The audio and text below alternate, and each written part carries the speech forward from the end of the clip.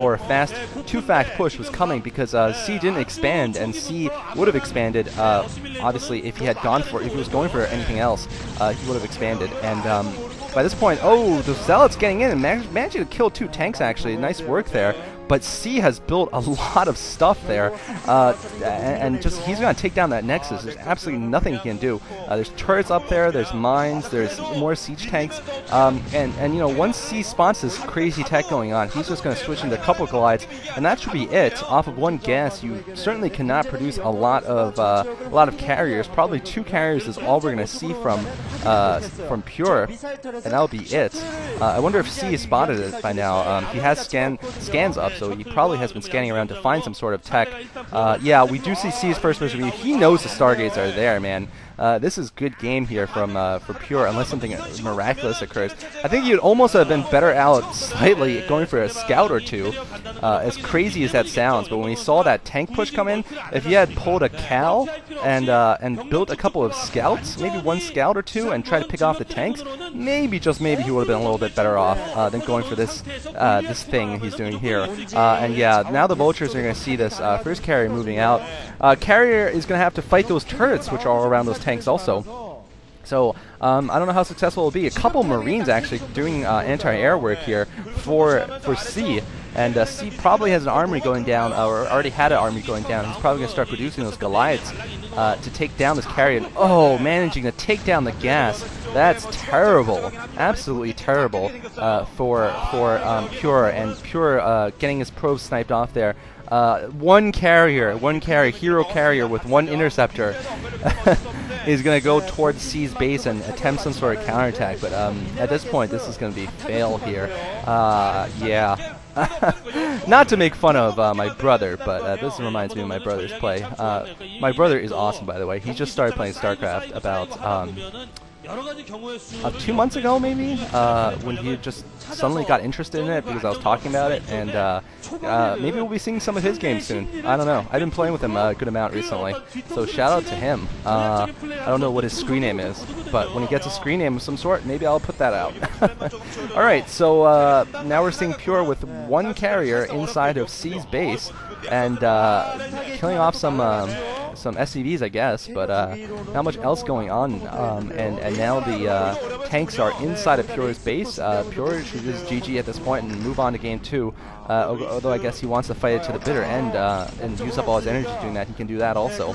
But yeah, 1 carrier with 4 interceptors. Well, I think it's 5 actually. Just not going to be able to do much. Yeah, really nothing to commentate on. I can pretty much tell you about my brother and I's games. We've been playing a lot of 2v1 games where him and a friend of his, also the same age, are playing me 2v1.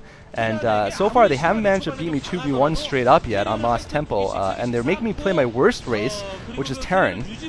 They managed to beat me when there were several handicaps on, like I gave them vision and I couldn't build factories. And I couldn't build an academy. They won a few times with that, and they were a Terran and a Protoss, I think, or a Protoss and Protoss, so that's pretty bad for the Terran player, and my worst race is Terran, so they're facing me 2v1 with vision, with me not being able to build an academy or a factory. So just basically I've just been going Marines into battlecruiser. Yeah, solid strategy there. But well, I mean, obviously they just started and their control isn't exactly great. I have been trying to teach them some theory though, so they've actually beaten me with that scenario. Now they're up to allowing me the academy, and I don't give them vision, so they're doing a lot better. I don't give them vision. I'm allowed everything but factory units, and it's a 2v1. So now I'm going medic marines into battlecruisers and ghosts, because there's not much else I can do without a factory, and I almost get owned every time anyway, because battlecruisers, I've learned, suck a lot against tons of dragoons when you don't have tanks. And yeah, unupgraded marines don't cut it either. And both of them go for like Bisu build openings, because they're afraid of me marine rushing them. So they go for Bisu build openings. And since I don't have a tank, I can't deal with it well. I wish I could, but I don't have tanks. I probably will never be allowed tanks, because that would just be too much. So 2v1, I'm allowed everything but factory units, and that's been pretty much the equilibrium point where they can win some games, I can win some games, and you know, hopefully they'll get better to a point where they can beat me straight up 2v1, but they're still learning.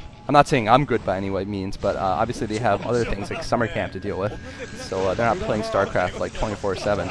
But yeah, I'm talking about that because this game's over, and it doesn't really matter what goes on now. I think Pure is just going to get humiliated here, and really it's unnecessary because it's not Game 3, this is Game 1 of the series, and C has rates, tanks, and everything he needs. I mean, he might go Valkyries at this point, although C has generally been a pretty GM player, hasn't really done any BM things that I know of, so probably not going to do anything humiliating, but certainly the game was over about 6 or 7 minutes ago.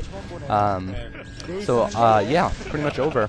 Shout out to Peanut once again. I think I gave her a shout out actually last time, but it's awesome that you're in Korea and doing stuff for us. It's awesome.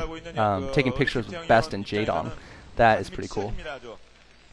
And finally, I think C is going to get an expansion. I actually don't think he's gotten an expansion yet. And here comes C with his rates. Oh, he's going to pick off another carrier. And yeah, I think he has cloak mode up also. So and obviously Pure is not going to be able to move out with his carriers. He doesn't have a robotics facility, so no observers for him. I don't know what he's going to do.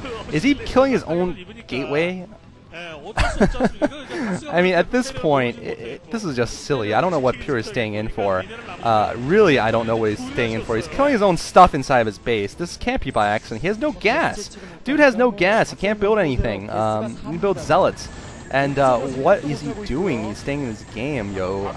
This is kind of silly. This is Firebat Hero-esque, staying in the game at this point.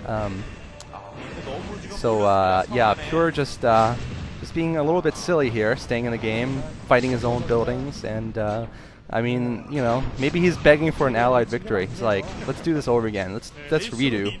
Free win. Oh, and La Dragoon's going in for that suicidal charge, and what is he going to do next? Like, take his probes and attack?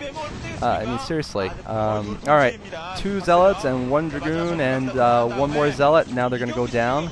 And GG, yo, coming from Pure, so that was an ordeal. But yeah, Pure losing the first game emphatically. Really, I don't know what he was thinking. Oh, he looks tired. This is not good for Pure, man. C looks bemused more than anything. C got a haircut, I think. Looks good on him. Alright, guys. Interesting first game. A little bit of a delayed GG there from Pure. I don't know what that means. If he's getting tired or what, or just demoralized. But that was obviously unnecessary. Wacky, crazy strategy from him. And not a very solid game by Pure. So I see C beating him pretty easily here in the second game, unless something crazy happens.